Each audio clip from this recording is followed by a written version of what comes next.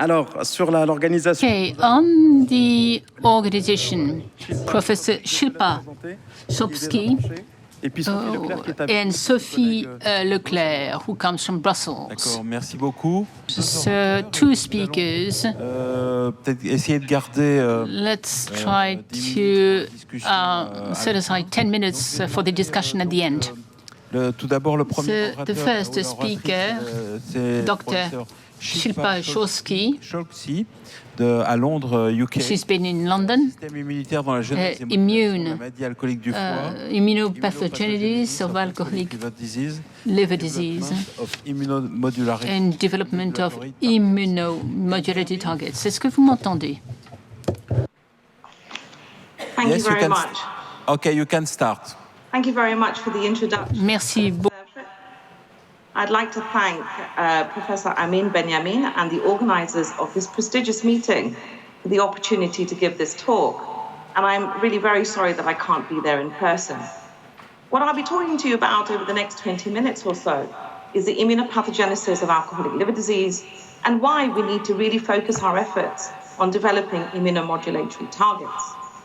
So liver disease mortality rates in the UK have increased by 400% since the 1970s. So as you can see from this graph, this data from the UK, liver disease mortality rates have gone up by 400% compared to every other disease. And alcohol is a primary cause, and this, I'm sure, is a reflection of the global epidemic of alcoholic liver disease globally. Just to give you an idea, 1 million hospital admissions per year out of the UK NHS are due to alcohol-related conditions. Next slide, please.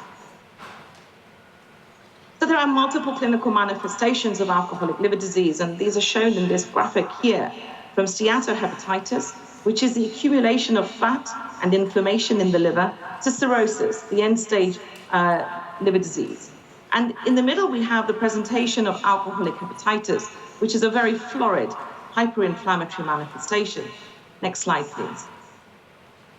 What we know about this progressive disease is that these patients have this increased systemic inflammation as they go through this disease process. Next slide, please.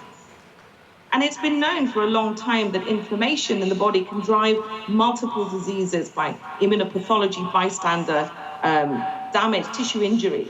In fact, I think it was as early as 400 BC that it was discovered by Hippocrates that immunopathology, as a consequence of inflammation, can cause disease.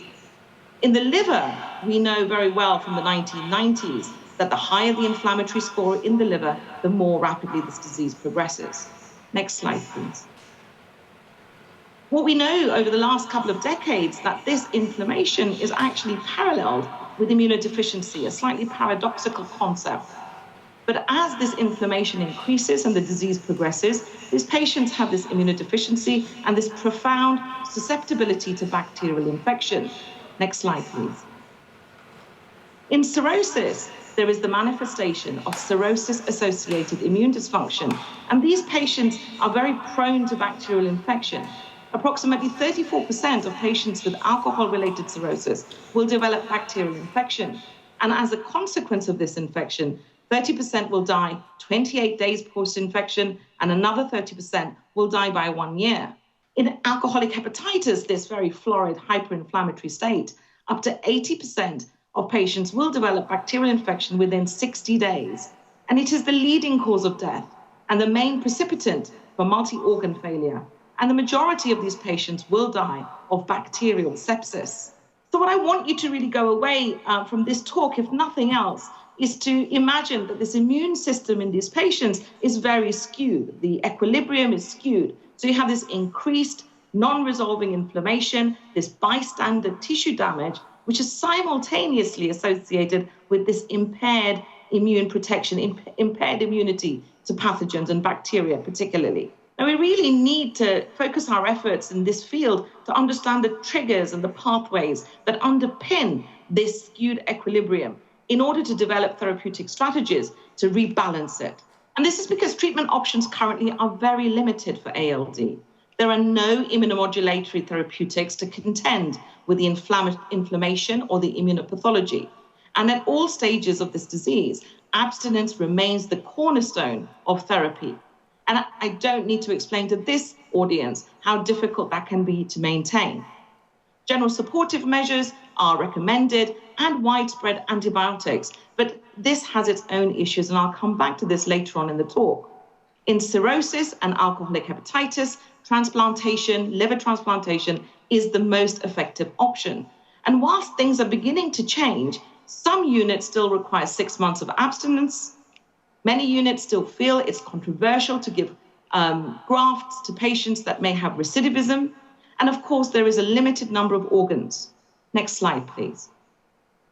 In alcoholic hepatitis, where there is this huge inflammation and this huge susceptibility to infection, there are no specific immunomodulators. Steroids, which have this blunderbuss effect in trying to reduce the immune response, actually have been shown to have no long-term benefit. Pentoxifylline, another drug that has been used for many years, shows no survival benefit in large multi-centered studies. And antibiotics to bridle this infection that is prolific in these patients actually is promoting multi-drug resistant bacteria. Next slide, please. Now, one of the reasons there is this lack of therapeutic options, in my opinion, is because there is a real lack of preclinical models, good models. Many cell lines don't express the alcohol metabolizing enzymes, and alcoholic liver disease is actually very difficult to induce in rodents. They have an aversion to alcohol, and rapid alcohol metabolism prevents high blood alcohol levels. Importantly, the immune response is not fully recapitulated. Next slide, please. And there are major differences between rodent and human immunity. Animals or mice are not small humans. And so drugs that are often immunomodulatory drugs, particularly that are discovered or targets discovered in rodents, do not show efficacy in humans. Next slide, please. So we have this very unclear immunopathogenesis.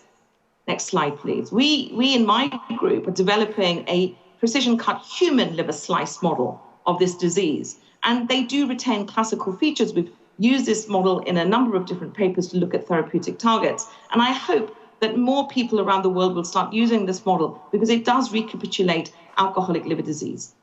Next slide, please. What we do know about the progression of alcoholic liver disease is that it is associated with increasing bacterial translocation from the gut. Next slide, please. We know that there is a direct association of ethanol administration and increased bacterial products from the gut in the plasma of animals. We know that high levels of bacterial products are present in the very early stages of ALD from the gut, even prior to fibrosis or cirrhosis. This is the scarring of the liver due to the toxic injury from alcohol. So perhaps this bacterial translocation may actually be a prelude, a first hit for alcoholic liver disease. Next slide, please. And there are multiple papers showing this, and these are a few more, showing that the severity of liver injury positively correlates with plasma levels of bacterial lipopolysaccharide in alcohol-related cirrhosis, and that plasma lipopolysaccharide levels are higher in subjects with alcoholic cirrhosis than in subjects with liver cirrhosis from other etiologies, such as fatty liver disease or viral infections. Next slide, please. And this is because ethanol has direct effects on the gut barrier. Next slide, please. Firstly, ethanol increases the production of baricidal proteins, and these baricidal proteins change the gut flora and result in dysbiosis and bacterial overgrowth of pathogenic species. And I'm sure my next speaker, Professor Leclercq, will speak to this. Next slide, please. There are also, there's a lot of evidence to show that ethanol inhibits bacterial genes involved in long-chain fatty acid synthesis. And these fatty acids are very important in maintaining the gut barrier. And so when you get decrease in the bacteria producing these fatty acids, this can impair the barrier. Next slide, please. It is also important to consider the toxic effects of the ethanol metabolites found in the gut. Acetoaldehyde can directly damage gut epithelial integrity. It can induce epithelial inflammation because of its toxic nature. And it does drive loss of mucosal antibacterial immunity in the gut. And together, this just promotes loss of barrier function and increased permeability. It is important to note that the gut and the liver are very intimately associated.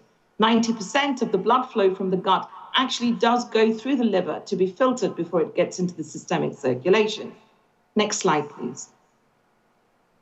Taken together, this situation results in pathological translocation of bacterial products, bacterial metabolites, some of which can be directly toxic, and pro-inflammatory cytokines produced by the immune cells and the epithelial cells in the gut. Next slide, please. This in turn drives systemic inflammation and immunodeficiency. Next slide, please. And we know very well that inflammation is central to the development of disease in other organs, the brain, the kidney, etc. Next slide, please. So what I want you to really take away from this talk is this paradigm. Alcohol promotes gut dysbiosis, intestinal inflammation, barrier failure, and hyperpermeability. And this is driven and translocation through into the liver. Here we have hepatic inflammation as a consequence, bystander immunopathology, and recruitment of more immune cells. And this drives this vicious circle of injury and inflammation. Next slide, please. And this results in this systemic, severe, non-resolving inflammation, multi-organ injury, immunodeficiency, and this bacterial infection vulnerability. Next slide, please. So where can we intervene? Well, there are multiple, and this is, the landscape that we're talking about, the gut, the liver that I'm really focused on. Where can we intervene? Next slide, please. We can try and dampen the injurious immune response, the inflammation, and restore antibacterial immunity. Next, please. We can try and remove these increased bacterial products from the systemic circulation. Next, please. We can try and restore a healthy microbiome with fecal microbiota transplantation, which I'm sure we'll hear about later. Next slide, please. We can try and repair the gut integrity, improve the leaky gut. Next slide, please. Or we can try and reinvigorate antibacterial mucosal immunity and dampen the injurious gut inflammation. Next slide, please. These two areas shown here are the ones that I've been working on in my group, with my group. And these are some data I'm going to show you, how we've been trying to understand the mechanisms that may offer therapeutic targets. Next, please. Next slide. So first, restoring the antibacterial immunity. Next slide, please. Remember this cartoon that we talked about earlier on in the talk? We're trying to rebalance this equilibrium. Next slide, please. Now, in physiology, this balance of immunity between immunoprotection and immunopathology is performed by a number of immunoregulatory pathways. And a very important component, a tenet of these immunoregulatory pathways are checkpoint receptors. And we hypothesize that this may be, checkpoint receptors may be involved in this skewed homeostasis of the immunological landscape in patients with ALD. Next slide, please.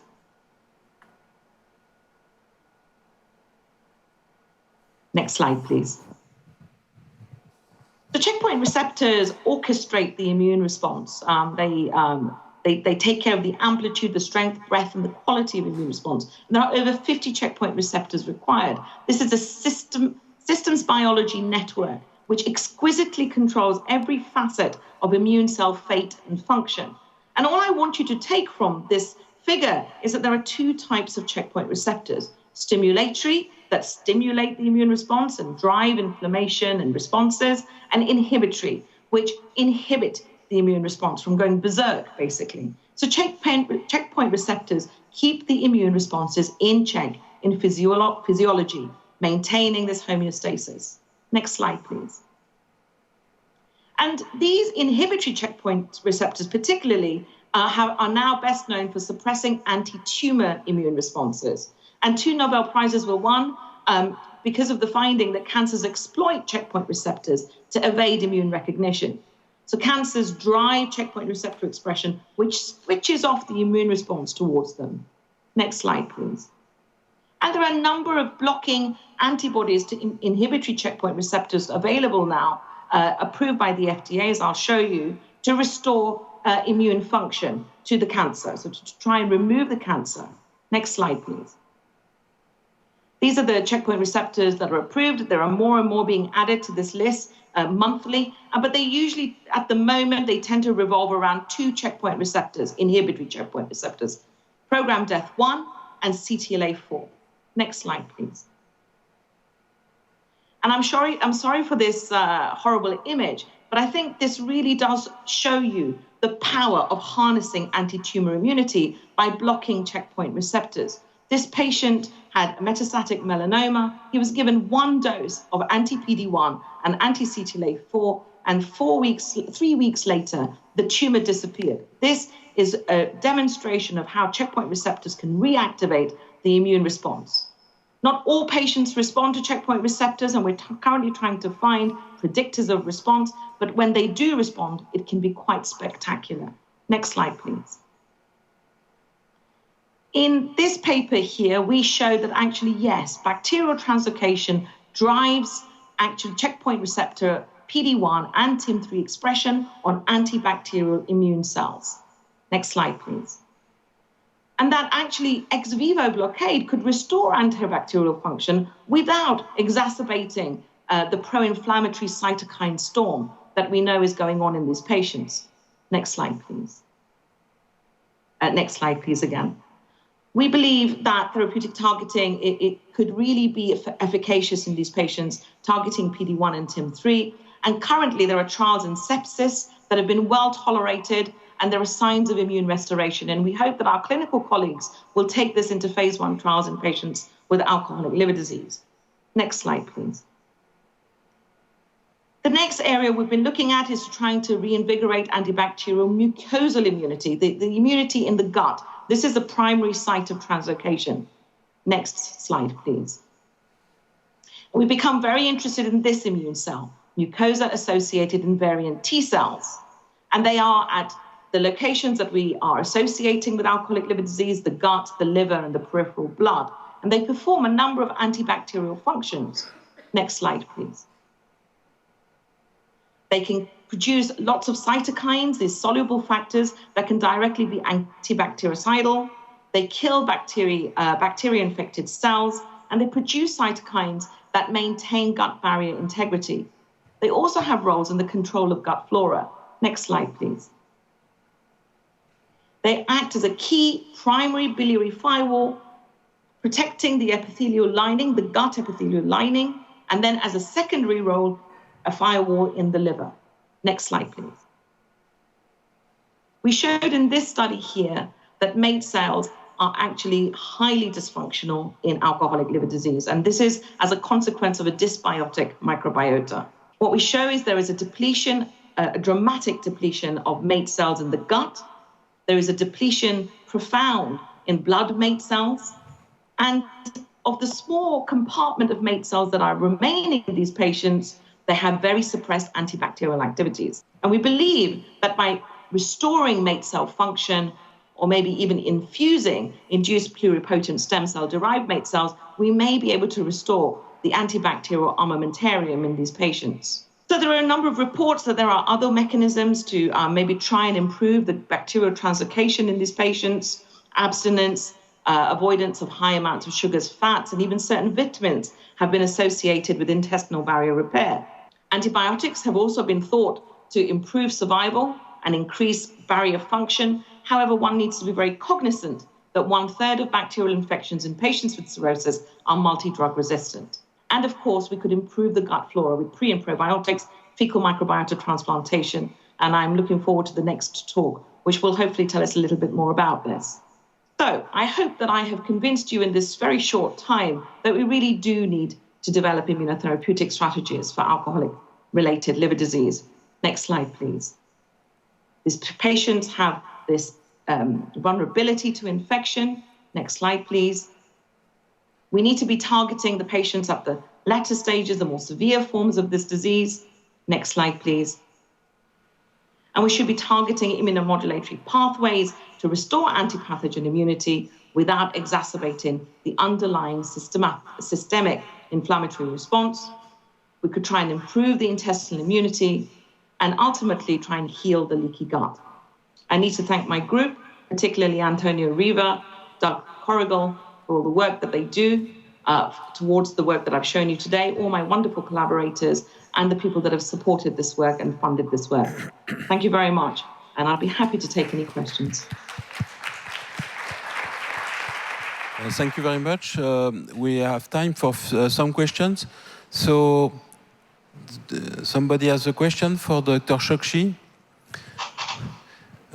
You show that the mechanism of acute alcoholic hepatitis is quite very complex, and that the mechanism of acute alcoholic hepatitis are different. I mean, genetic, microbiota, immunity defect.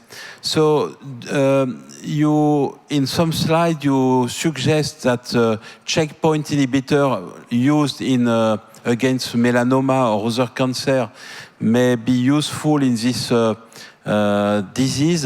Is there a clinical experience of checkpoint inhibitor in acute alcoholic hepatitis?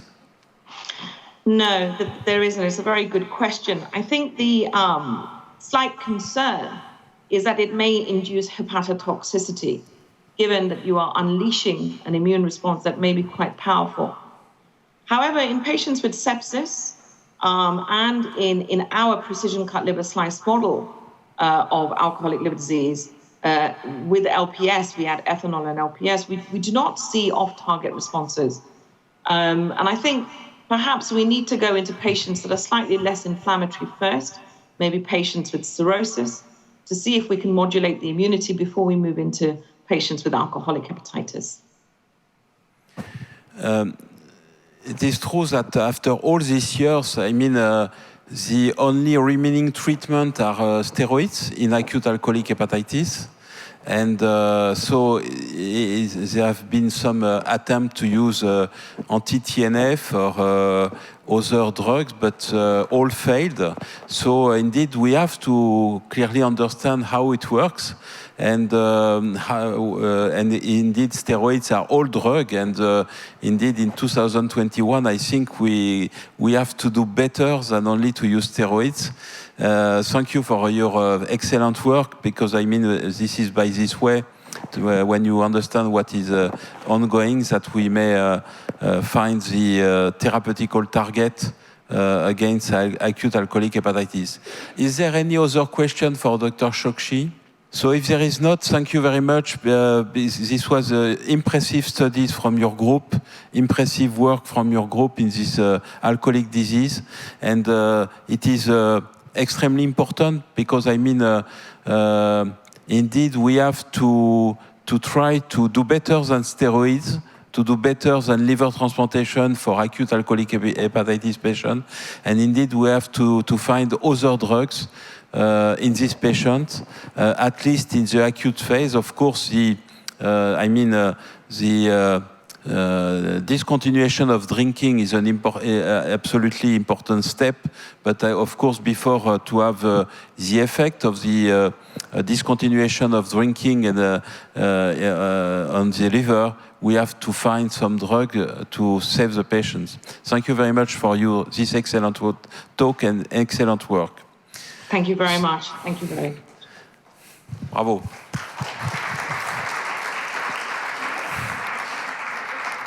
Donc, je vais appeler Sophie Leclerc. I'm now going to call on Sophie Leclerc, who is a researcher in Belgium, and she's going to tell us about microbiota and alcohol use disorders from mechanistic approach and clinical perspective. Everyone. Over to you. Thank you very much for the invitation. So during this presentation, I'm going to talk about the role and the effect of gut microbiota on brain function and behavior in the context of alcohol use disorder. And I'm going to show you some clinical data that we obtain in alcoholic patients, but also some experimental data obtained in animal model.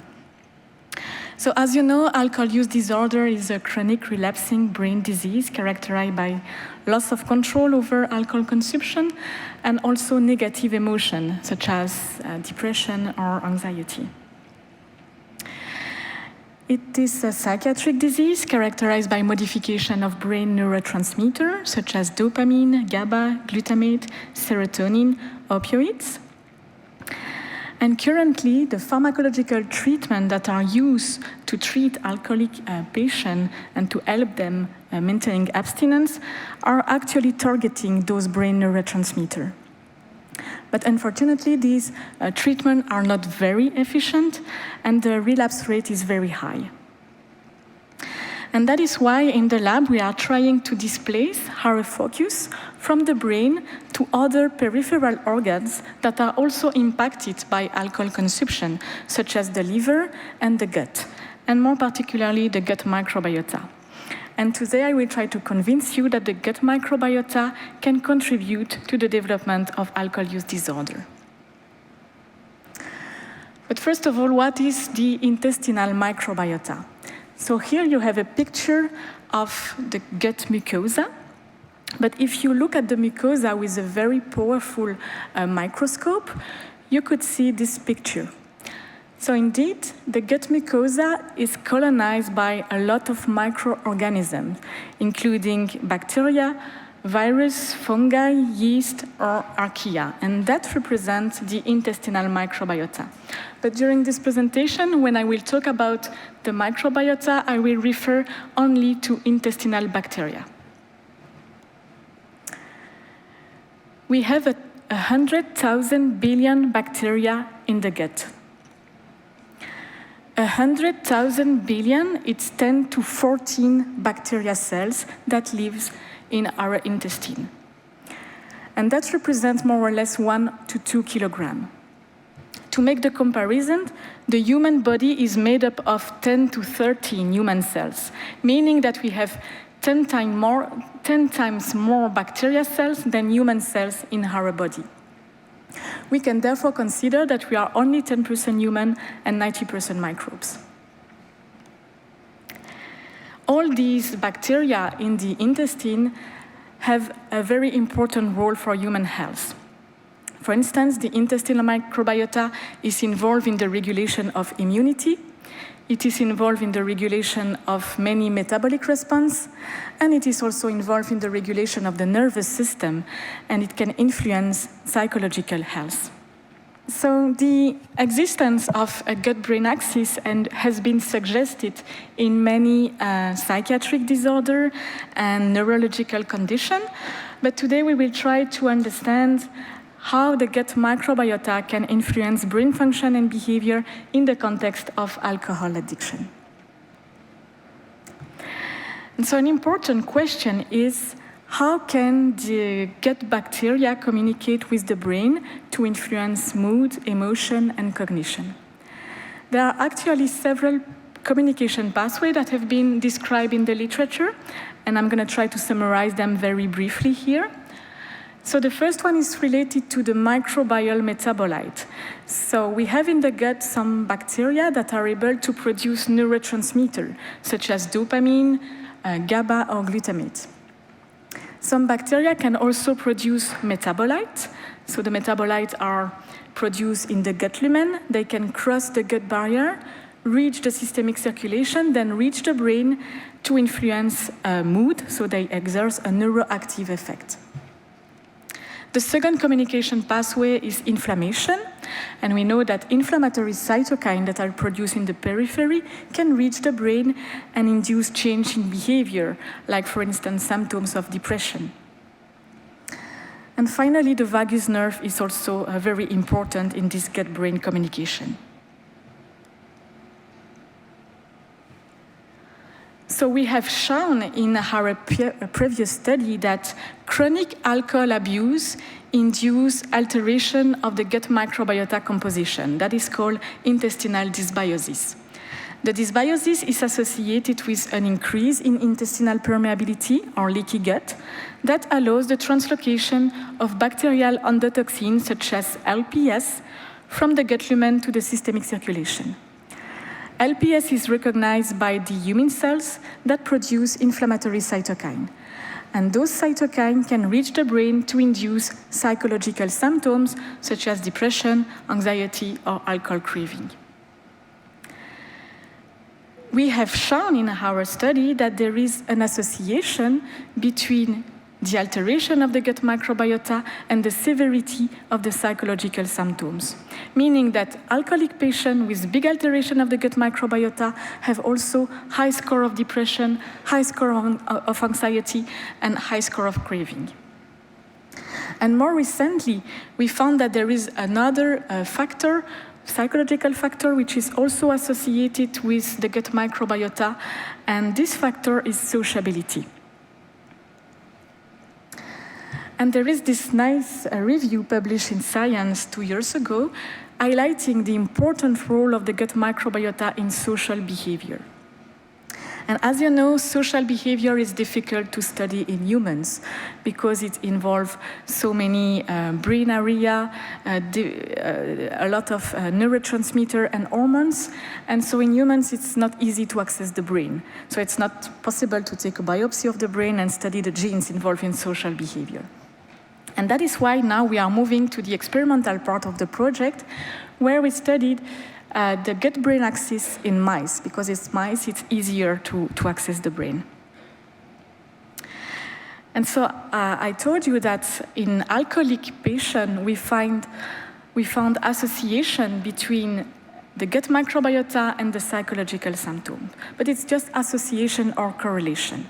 And we wanted to go one step further, and so we designed a new experiment in order to demonstrate the causal role of the gut microbiota in the development of the behavioral alteration associated with alcohol dependence. And to achieve this goal, we used the fecal microbiota transplantation. So basically, we transplanted the gut microbiota of alcoholic patients into mice, and we analyzed the behavior of the mice. So very briefly, in this experiment, we actually have two groups of mice. We have mice that have been transplanted with the microbiota of alcoholic patients, and mice, and we call them the alcoholic recipient mice, and a second group of mice that have been transplanted with the microbiota of healthy subjects, and we call them the control recipient mice. And both groups of mice were tested for social behavior, depression-like behavior, anxiety-like behavior, and stress. So first, we assess social behavior by using this three-chamber apparatus. So very briefly, this is a plexiglass box, which is separated into three chambers. So in the right, you have the mouse chamber. So we place a wire cage, and we put a new mouse in the wire cage. And on the opposite side, we have the object chamber. So we just place a wire cage, but the wire cage is empty. And we have the center chamber with two little doors, and so the experimental mice can freely explore the three chamber. So we conducted this test in the control recipient mice. Those mice spend very few time in the center because there are nothing to explore. And they spend a lot of time in the mouse chamber, so a lot of time interacting with a new mouse compared to the new object. And so this is a very normal behavior for mice because mice are social animals. However, when we performed these tests in the alcoholic recipient mice, we found that they spend the same amount of time in the mouse chamber and in the object chamber. And so this is not normal. There is really a reduction of sociability in those mice that have been transplanted with the microbiota of alcoholic patients. We then assess depression-like behavior with the forced swim test. So basically, we put the mouse in a tank full of water, and the mouse will swim because it tries to escape.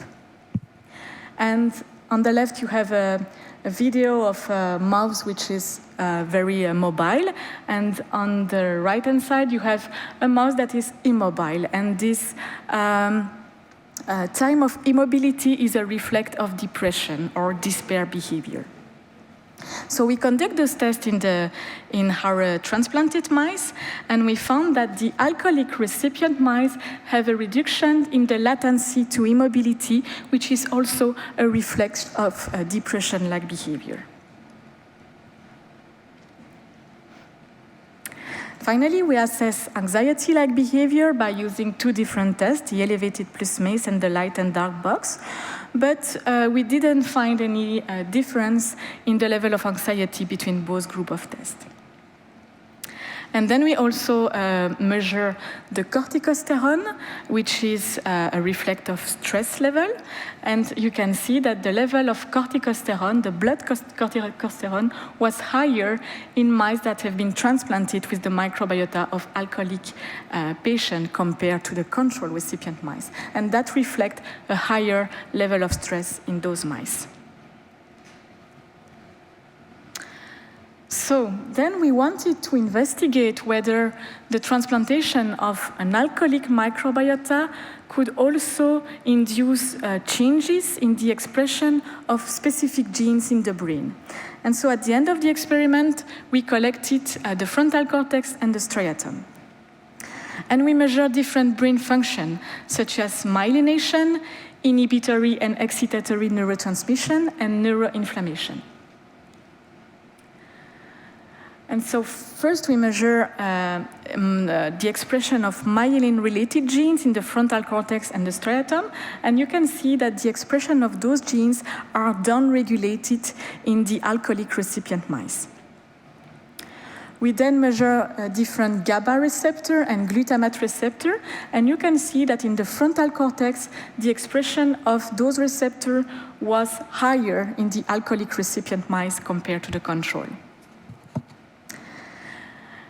We measure a different marker of inflammation, so different pro-inflammatory cytokine and marker of microglia activation. And you can see that in the frontal cortex, there is no sign of inflammation, but in the striatum, all these inflammatory markers are upregulated in the alcoholic recipient mice. And there is a specific marker here called GPR109. It is a marker of microglia activation, but it is also a receptor for a specific metabolite called the beta-hydroxybutyrate. So then we wanted to investigate the communication pathway of this gut-brain axis in order to identify potential metabolites that could be responsible for the alteration in myelination, neurotransmission, and neuroinflammation. And so we conducted a metabolomic study in the blood of the transplanted mice. And to make a long story short, we found that the most important result is the following. So we found a significant reduction of the plasma level of beta-hydroxybutyrate in the alcoholic recipient mice compared to the control. But what is the beta-hydroxybutyrate, or BHB? It's a ketone body, like acetone or acetoacetate.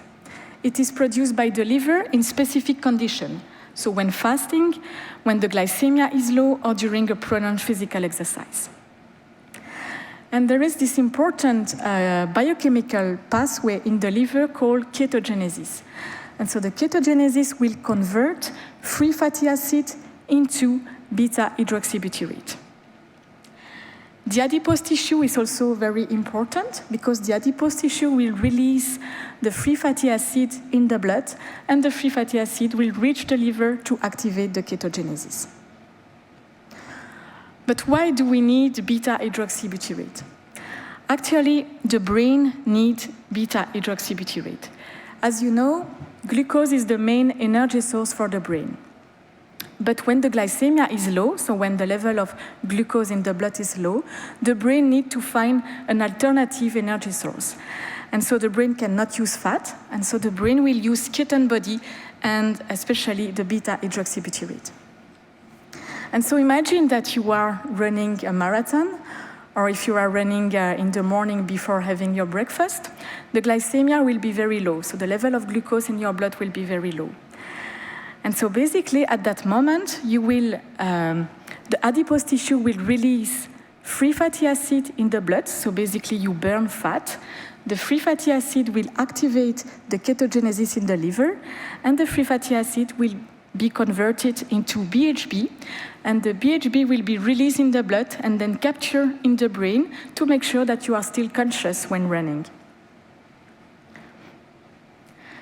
So when we analyzed the literature, we found that BHB is an important energy source for the brain, but it has also a role in depression and social behavior. Interestingly, it has an anti-inflammatory effect in the brain, and it is involved in the formation of the myelin sheath, and it can regulate the balance between GABA and glutamate in the brain. So basically, we think that the deficit in beta-hydroxybutyrate that we saw in the blood of alcoholic recipient mice is responsible for the alteration in myelination, in neurotransmission, and neuroinflammation. And we have conducted several experiments in mice to prove the important role of beta-hydroxybutyrate, but for the purpose of time, I won't show you the result, but we can discuss it later. So we confirm that the BHB is very important, at least in mice, but what about alcoholic patients? So we wanted to test correlation between the blood level of BHB in alcoholic patients and the psychological symptoms. So in a small cohort of patients for which we have the score of sociability available, we found that there is significant correlation between the plasma BHB level and the score of sociability and social anxiety. In a larger cohort of patients, where we measured depression and alcohol craving, we found a significant and negative correlation between BHB and the score of depression and alcohol craving. And those correlations suggest that alcoholic patients with low BHB level have lower social abilities and higher score of depression, higher score of craving. Then we wanted to test the implication of BHB in myelination. So we conducted a very small MRI study in order to extract the fractional anisotropy map, which is a reflect of myelination. And we found that there is significant correlation between the plasma BHB level and the fractional anisotropy in two specific areas of the white matter, which is the forceps major and the left superior longitudinal fasciculus. So those data are very preliminary, but it can suggest that BHB is also involved in myelination. So I hope I have convinced you that there is a real gut-liver-brain axis in alcohol use disorder, and that some metabolite could be important in this dialogue between the gut, the liver, and the brain. So now, as a clinical perspective, it could be very interesting to try to improve the composition of the gut microbiota in order to have a beneficial effect on this gut-liver-brain axis. And it is actually possible to improve the microbiota composition through nutritional approach, like, for instance, by using dietary fiber with prebiotic properties. And actually, we conducted a clinical study in which we study very carefully the nutrition of alcoholic patients, and we compare that to healthy control. And as you can see in the graph, alcohol represents 40% of the total energy intake in alcoholic patients. And consequently, there is a significant reduction of the other macronutrients. So we have a reduction of protein intake, a reduction of carbohydrate intake, and a reduction of fat intake. And those results are not surprising, because alcoholism is one of the main causes of malnutrition in our developed countries. So those results are quite expected. But what we show for the first time is the intake in dietary fiber. So we measure insoluble and soluble dietary fiber, and you can see in the graph that compared to healthy control, alcoholic patient has lower dietary fiber intake. And those results are also quite expected, because alcoholic patients do not have a healthy diet. They have a poor diet, which is poor in vegetables, legumes, fruits, and whole grains, which are the main source of fiber. But what is interesting is that when we try to correlate the nutritional data with the psychological data, we found that the fiber, the dietary fiber, were correlated with anxiety and sociability. So the patient, the alcoholic patient with a low intake of fiber have the higher score of anxiety and the lower score of sociability. And so based on this, we decided to conduct a randomized, double-blind, placebo-controlled clinical trial in which we supplemented alcoholic patients with a prebiotic fiber called inulin. So we included 50 patients in this study. 25 received the placebo, and 25 received inulin, so the dietary fiber. And the patients were actually hospitalized for a 3-week detoxification program, and the supplementation was given during the detoxification program. And we collected, is it possible to come back to the previous slide? Okay, thank you. We collected different biological samples, and we conducted psychological tests at T1 and T2. So T1 represents the first day of alcohol withdrawal, and T2 represents the last day of the detoxification program.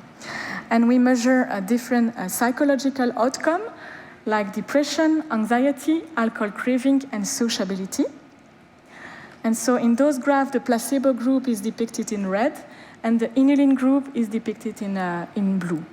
So as you can see, for the depression score, there is significant reduction of the depression score from T1 to T2 in the placebo group. And this is quite expected because we know that alcohol withdrawal improves the symptoms of depression.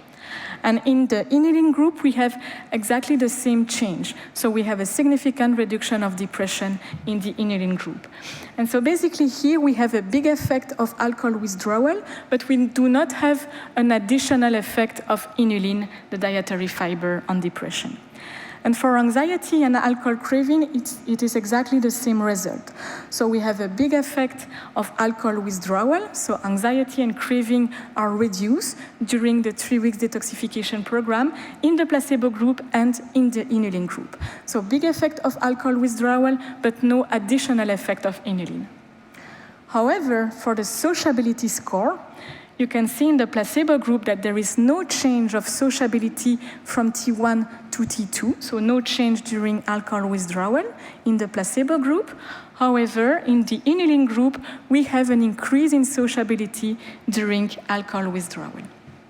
So we can conclude that inulin is actually able to modulate the gut microbiota, and it can also modulate social behavior, but unfortunately, it has no impact on depression, anxiety, and craving.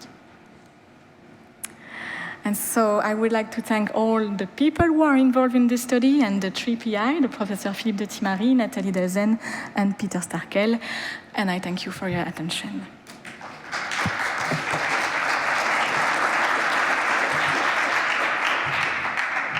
Thank you very much. So we speak English or French? Comme on veut. Avez-vous des questions? Are there any questions? Bonjour. Hello. On n'a pas évoqué la question de la thiamine. You did not talk about thiamine En net déficit chez because we know that thiamine is depleted in chronically addicted alcoholic patients, and its depletion has a neurological impact, and I guess it would have an impact on behavior. Is there a bias? Did you take that into consideration in your studies? And in most cases, during alcohol withdrawal, we give patients high doses of thiamine. So did you do it? I mean, what about thiamine? Oui, en effet, alors on ne tient pas compte. Well, yes, we did not take thiamine in consideration simply because, as you said, all patients during withdrawal will be given thiamine supplements. So we did not think it was worth looking into. But all our results are controlled. When we perform a nutrition study, we also look at vitamin B coming from the diet, and our results are checked for micronutrients and macronutrients. improving anxiety, depression, or craving is not, according to our studies, to vitamin B from the diet. And even when it's given as a supplement, we don't look into it because all the patients get the supplement. J'ai quelques questions. I have a few questions. Donc d'abord, vous pensez que le microbiota... So you think that the microbiota plays a role in the brain, and the microbiota has an impact on the liver and the brain through, or the brain through the liver, or directly on the brain? Well, you're right. I skipped a small part of my presentation. We wanted to show the connection between the liver and the microbiota and the brain. The microbiota bacteria release alcohol, ethanol, and after transferring alcohol microbiota in the mice, we checked the presence of ethanol in the portal vein, and we found in the mice, and we find it was higher in the mice that had received the alcoholic microbiota versus the ones that had received the microbiota from healthy subjects. So the ethanol quantity was higher, and it was correlated with the expression of a ketogenesis regulating enzyme. The regulation was negative, and we think that this endogenous ethanol released by the microbiota bacteria has an inhibiting effect on ketogenesis, which could explain the fact that we found lower BHB rates. Levels. BHB and brain, you've shown the connection, but what is the connection between the microbiota and the BHB? Well, precisely, BHB is not a microbial metabolite. It is produced by the host's liver. However, our assumption is that when bacteria release ethanol, this ethanol will inhibit BHB production. Okay, one last question. The microbiota is very complex. We probably don't know exactly what's in there because there's so much. But what do we know? I mean, you're telling us that we're transplanting microbiota from alcoholic patients to... And why is it different from the microbiota taken from healthy subjects who do not drink? Well, it's a very good question. Unfortunately, I don't have a ready-cut answer because when we look at the literature, depending on where we are in the world, the microbial characteristics of alcoholic patients are very different. So it's completely impossible to say that there is one specific bacteria playing a key role. What we do show in our studies is that Fecalis bacterium brosnensi is decreased in alcoholic patients. This is a bacteria that carries anti-inflammatory capacities. We also have bifidobacteria whose quantity is decreased. So we have features, but the features not found across all the studies. There is dysbiosis.